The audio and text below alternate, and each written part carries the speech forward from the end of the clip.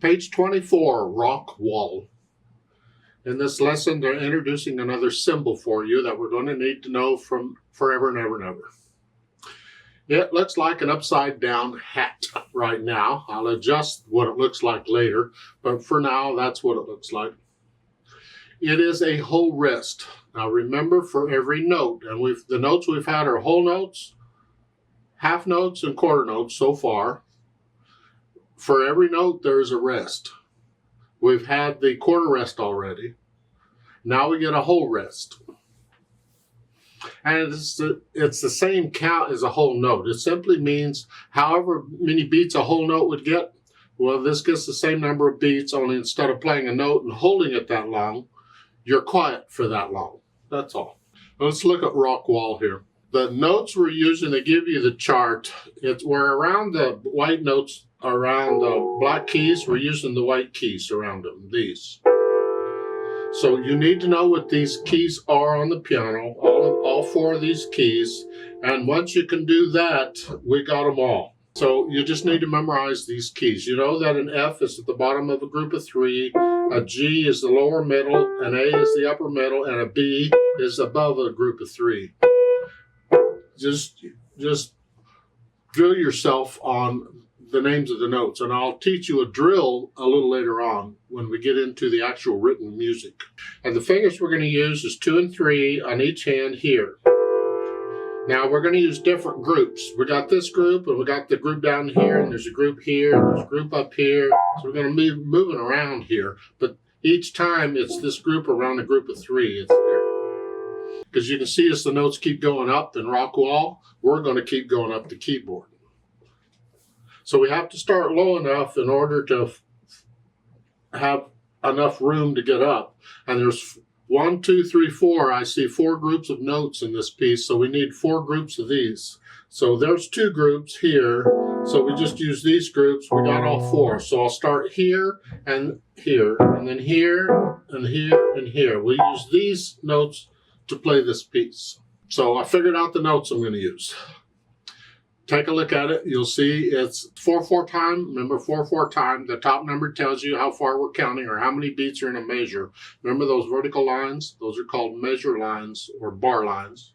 And there's the same as 4 quarter notes in each one. And you'll see 4 quarter notes and then a whole rest. Remember, a whole note is the same as 4 quarter notes. So a whole rest is the same as 4 quarter rests. The point is it gets 4 counts. So we're going to play 4 notes, and then we're going to be quiet for 4 beats. And then we're going to play 4 notes and all that.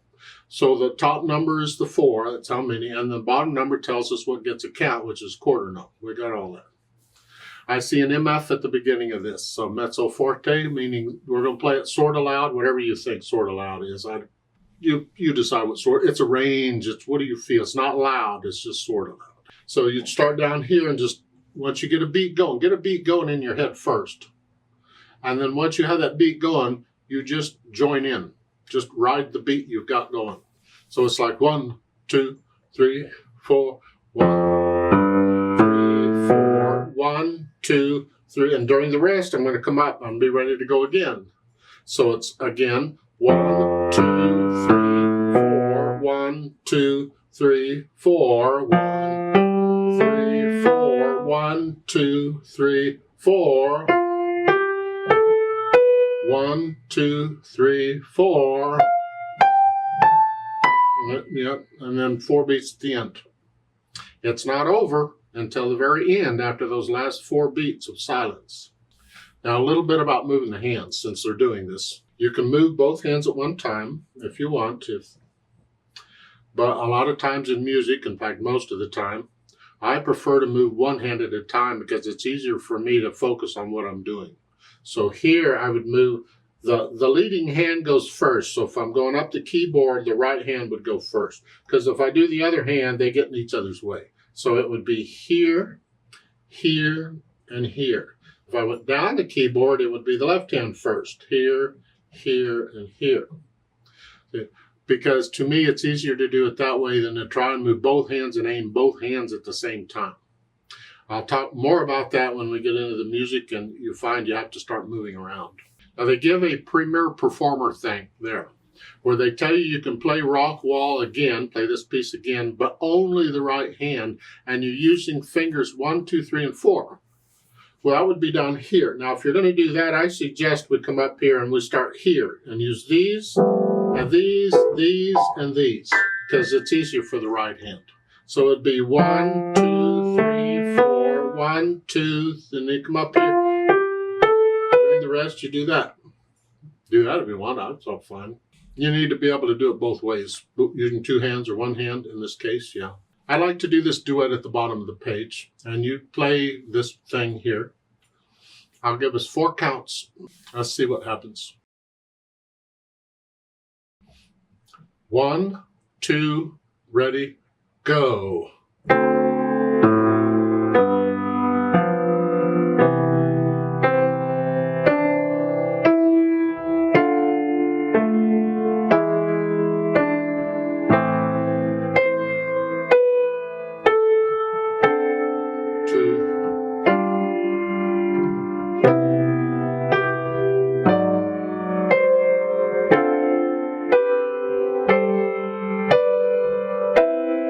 Two, 3,